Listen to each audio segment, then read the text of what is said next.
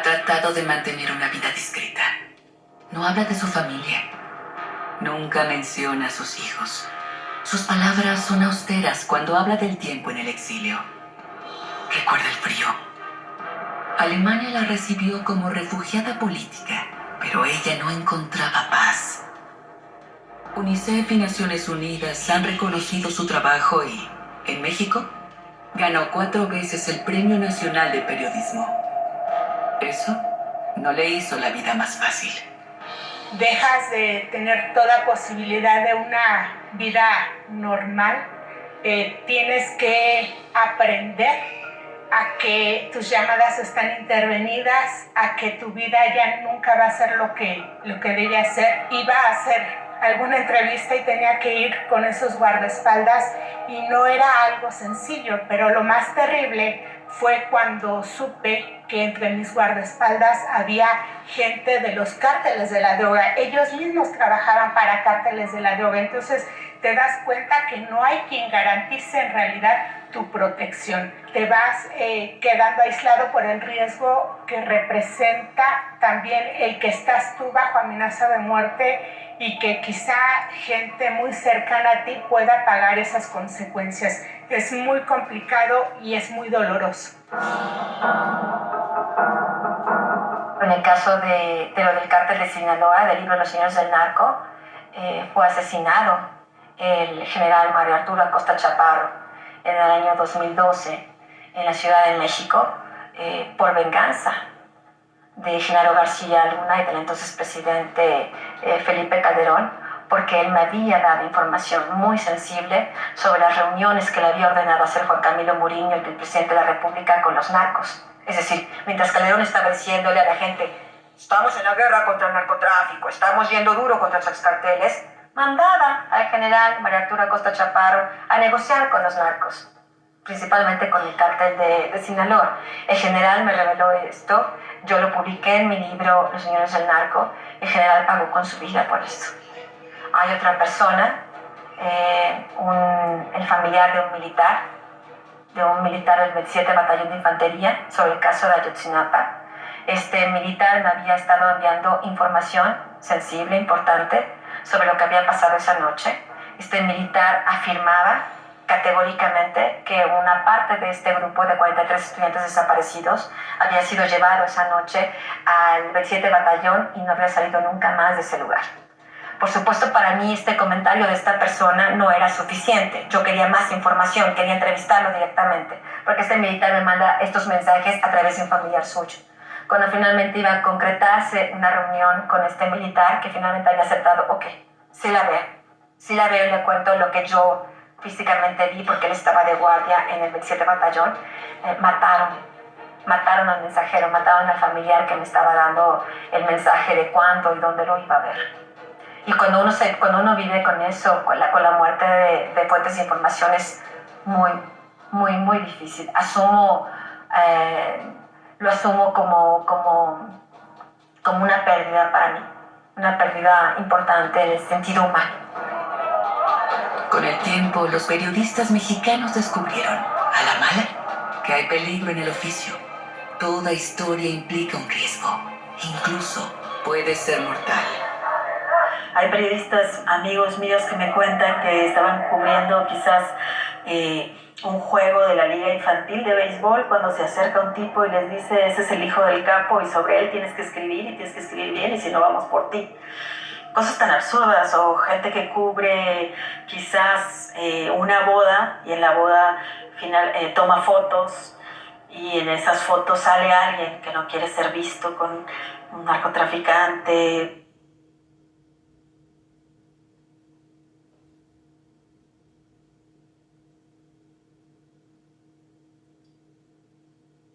Costar la vida y lo sabes hasta que lo publicas, hasta que te llega la amenaza.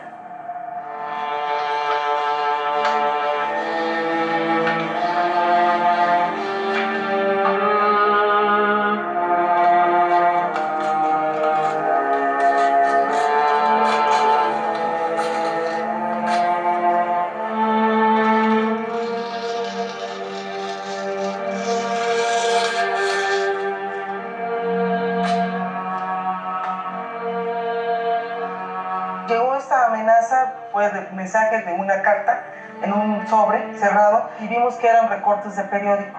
Y se dio el estudio de asuntos periciales para ver quién era el responsable de eso. Se encontraron huellas en este mensaje, en estos recortes de periódico, y bueno, pues se logró detectar que fue un ex policía que trabajaba para un funcionario en ese entonces. Tuve miedo en principio porque pues no es tan fácil que te amenacen y que te digan que te van a decapitar. Uno no está preparado para recibir amenazas. Cuando te hacen la primera amenaza de muerte, te quedas paralizado y el miedo te paraliza. En mi caso, decidí seguir adelante con mi trabajo, decidí vencer el propio miedo y continuar, pero siempre tienes la sensación del riesgo que estás corriendo.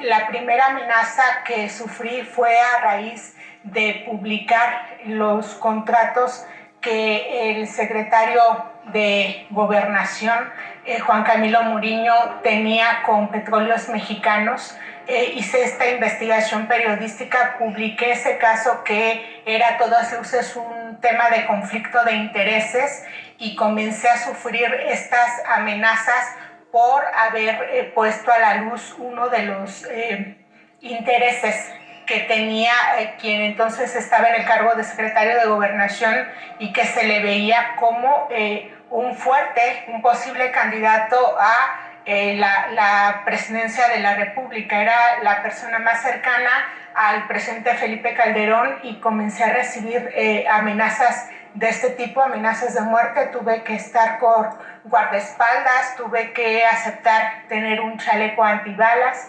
y seguir trabajando bajo esas condiciones de muy alto riesgo.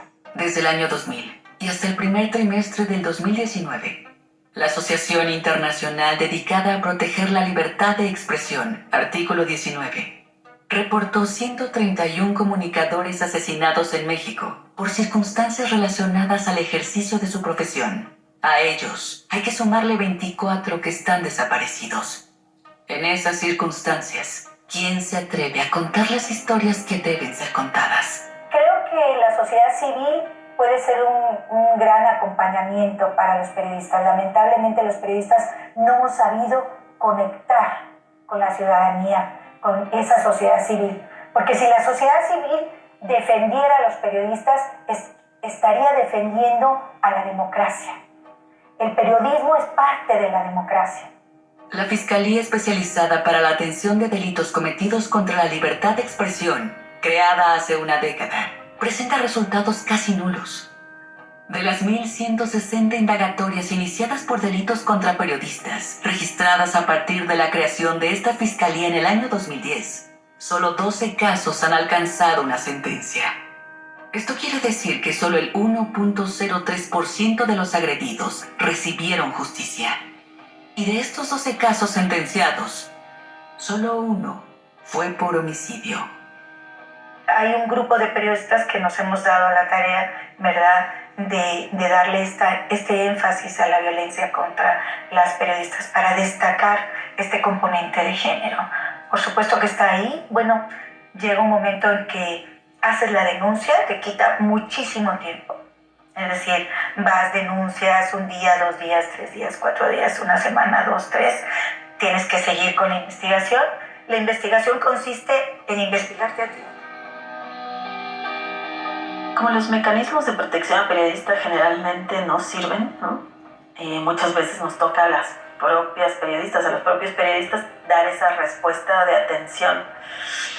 Y ha sido como muy fuerte porque generalmente cuando un periodista está en riesgo, la única opción que tiene es salir del lugar de donde vive. Pienso que el Estado es juez y parte, que la Fiscalía no investiga los crímenes contra periodistas ni las amenazas que padecemos, porque en más de un 65%, según las estadísticas, el autor es el Estado.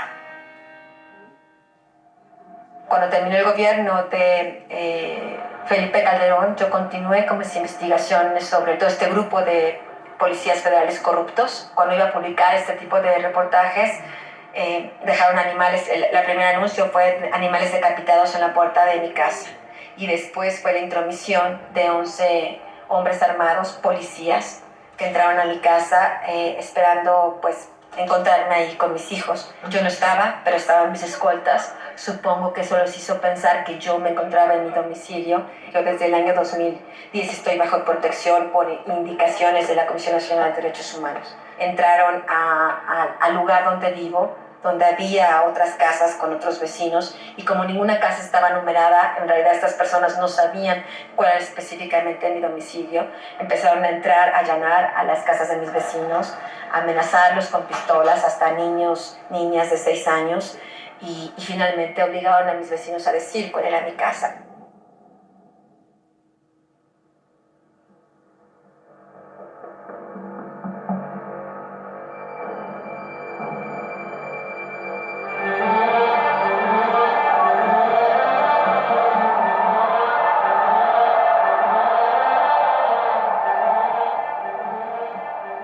El 28 de abril del 2012, a las 6 de la tarde, cuando encontraron sin vida a Regina Martínez dentro de su hogar, su nombre se agregó a la lista infame de periodistas asesinados en Veracruz. Regina cubría temas del crimen organizado, corrupción, narcotráfico y abuso de los derechos humanos. La primera fue Regina Martínez, con quien yo había tenido una estrecha relación periodística telefónica, y el impacto en el gremio del asesinato de Regina Martínez fue fuertísimo por eso, porque son de esos que se vuelven casos emblemáticos.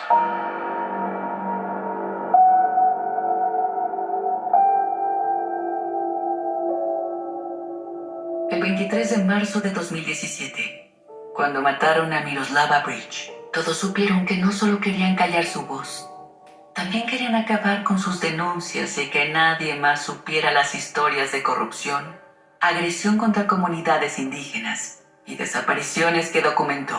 Miroslava investigó y denunció las torturas y asesinatos de aquellas mujeres que con el tiempo México y el mundo conocería como las muertas de Juárez. Días antes de su asesinato, Miroslava denunció que cárteles de droga habían impuesto candidatos a presidentes municipales en Chihuahua. No solo querían callarla, también querían dar una lección. Entregar un mensaje de escarmiento, quizá para que otros periodistas retrocedieran, sino porque cuando salía de su casa para llevar a su hijo a la escuela, le dieron 8 balazos en la cabeza. En su camioneta le dejaron una nota, por lengua larga.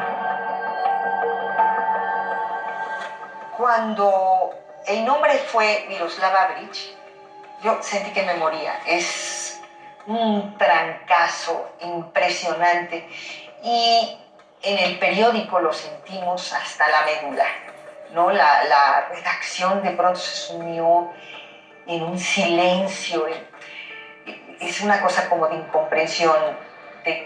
Aparte, en el caso de Miroslava, no había habido un asesinato de una periodista, habían habido otras periodistas asesinadas, desde luego, todos los casos verdaderamente lamentables y todas las compañeras muy respetables, pero un alto perfil de una periodista muy relevante de un medio nacional, y la causa-consecuencia de este asesinato es muy claro, es no solo el narcotráfico, sino también la política, ¿no? Y el asesinato hasta la fecha sigue impune, y los asesinos intelectuales siguen siendo encubiertos por el propio gobierno. De Miroslava sabemos, bueno, primero que era muy valiente, ¿no? O sea, cuando la amenazan, y sabemos porque conocemos esa grabación donde le están pidiendo que diga quiénes son los que le pasaron la información de los narcopolíticos, ¿no? Y que ella dice pues que ella es la responsable, que si van a hacer algo se lo hagan a ella, y dice esta frase de porque el silencio es complicidad, ¿no? O sea, yo no me voy a callar, yo sé quiénes son, yo voy a seguir diciendo, yo sí tengo varios, ¿no?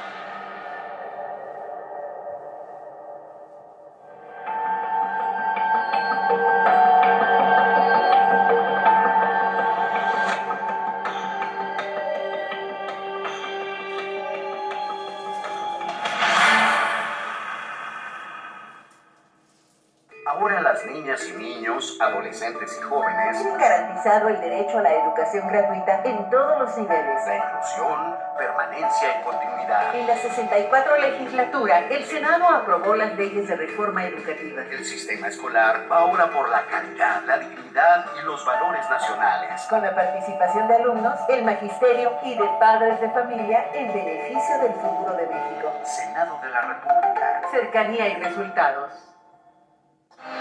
En el archivo histórico de la Cámara de Diputados se conservan más de 200 años de memoria legislativa. Dentro del inigualable acervo documental que abarca del siglo XVII al XX, donde destaca la colección Libro Antiguo que resguarda el Acta de Independencia. Conoce más en diputados.gov.mx y nuestras redes sociales. Cámara de Diputados, Legislatura de la Paridad de Género.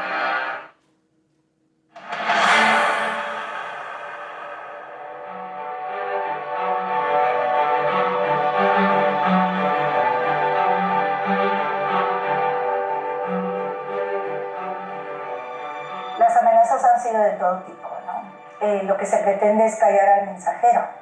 Estas amenazas tienen como propósito amedrentarte, asustarte, intentar que dejes de investigar lo que estás investigando en ese momento. Estamos cansados de ver pasar los cadáveres de nuestros compañeros, pero en particular la violencia contra las mujeres ha sido aterradora.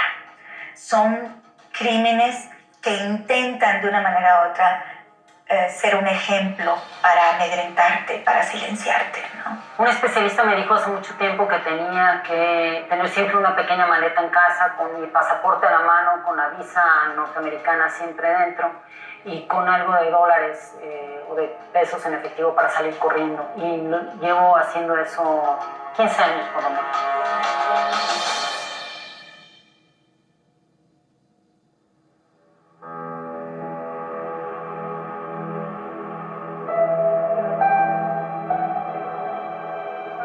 Hay un antes y un después de estas mujeres que están vivas y siguen entregadas a su trabajo. Un antes y un después de las que no le dieron la vida al periodismo. Se las arrebataron. Yo te puedo decir que mi investigación más importante, el trabajo más importante, probablemente es el trabajo más importante que yo puedo hacer en toda mi vida, es el caso de los 43 estudiantes. Que debo decir, ha cambiado la historia de este país. Mi investigación ha cambiado la historia de este país. El gobierno había dado un carpetazo diciendo, esta es la verdad histórica, ya hay un montón de personas en la cárcel que firmaron confesiones, basta de la historia. Yo fui la que empezó a revelar que existía el C4. Yo fui que estaba el ejército a cargo de todo el operativo esa noche. Yo fui la que reveló que estaba la Policía Federal disparando, deteniendo a los estudiantes. Yo fui la que reveló que muchas de las personas que estaban siendo detenidas y que aparecían en los noticieros como estos son los responsables, habían sido brutalmente torturados, la gran mayoría de ellos violentados sexualmente para obligarlos a firmar confesiones de crímenes que no cometieron, ¿no?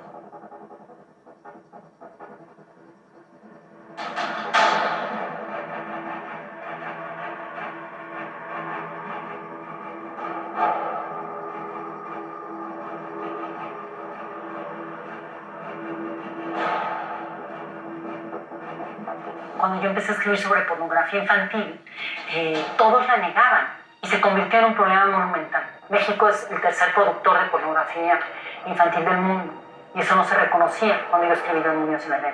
Entonces yo sé que hay un aporte en mi trabajo que nadie más había hecho. No teníamos leyes contra la pornografía infantil, no teníamos leyes contra la trata de personas, no había un solo sentenciado por pornografía infantil. Es decir, muchas cosas cambiaron y eso significa que el periodismo no solamente tiene como misión revelar la verdad y mostrarnos las realidades, tiene también como misión esencial acompañar a esa verdad para iluminar la mente, la inteligencia y la capacidad de legisladoras, de legisladores, de políticos, de personas honestas que están en todos los ámbitos de las instituciones del Estado para empezar a transformarlo desde dentro. Estoy convencida de ello, no porque soy muy ilusa, sino porque soy una mujer de 55 años que ha probado con su trabajo y a lo largo de toda mi vida periodística que la esperanza existe y que radica en el mejor de los periodismos. Un periodismo que intenta modificar una realidad oprobiosa y en México tenemos muchas, ¿no?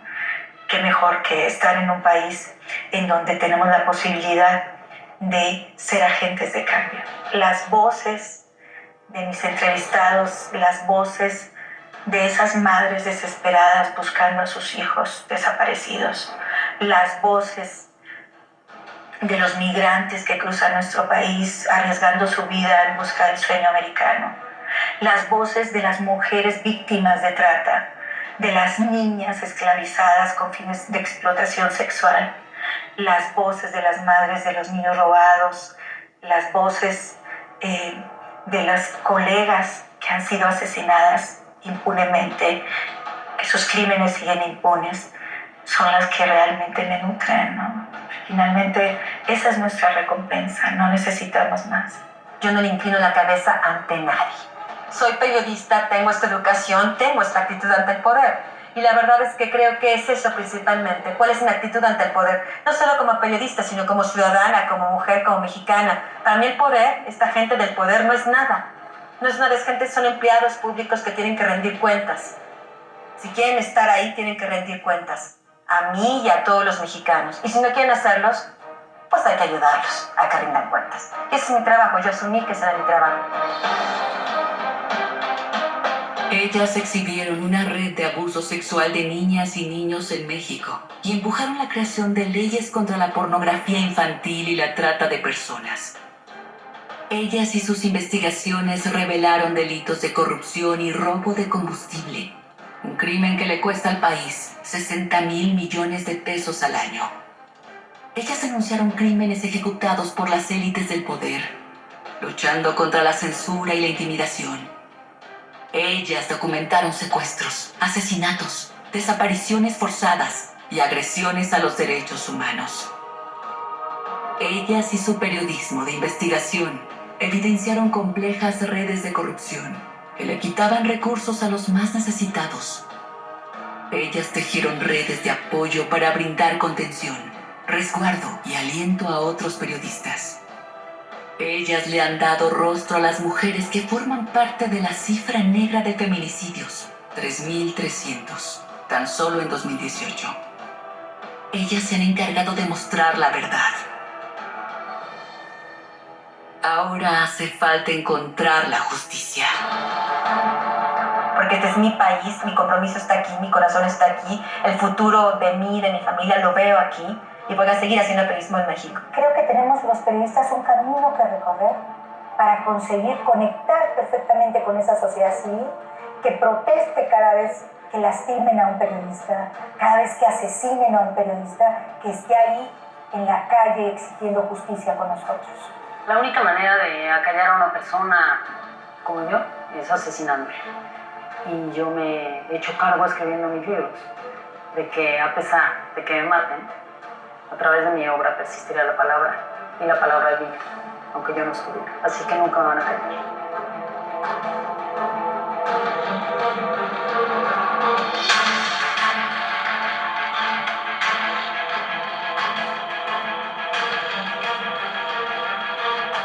En el próximo capítulo de Guerreras de la Libertad. De pronto te quedas parada y dices, oye, espérate, ¿qué te pasa? O sea, vengo a pedirte una información y no a que me hostigues. Yo ahorita salgo y digo la verdad, que además me vas a dar una información. Señor, no, o sea, no voy a salir nunca con usted. Me despidieron. Me acuerdo de algún jefe que decía que él sí era sensible a sus compañeras reporteras, por eso él llevaba el calendario menstrual de todas nosotros, para saber cuándo estábamos tristes y cuándo no. Sin duda, las mujeres tenemos esta doble y triple responsabilidad de hacer las cosas y que además demostrar que lo sabemos y lo podemos hacer bien. Significa que uno tiene que sacrificar un montón de cosas, por eso Podías hablar de moda, hasta de sexo, de lo que quisieras, pero no de política. Si tú vas a las comidas de la Cámara de la Industria de Radio y Televisión, las mesas son enormes y generalmente los dueños de los medios son hombres, los directores son hombres, son muy pocas mujeres las que están en puestos de dirección. Y oye, Elisa, tú deberías de traer a las juntas a un hombre para que vean que hay un hombre detrás de ti. Las que estamos tenemos que abrir esos espacios. No podemos cerrarnos ni a trabajar con hombres, pero sí impulsar el trabajo de las mujeres.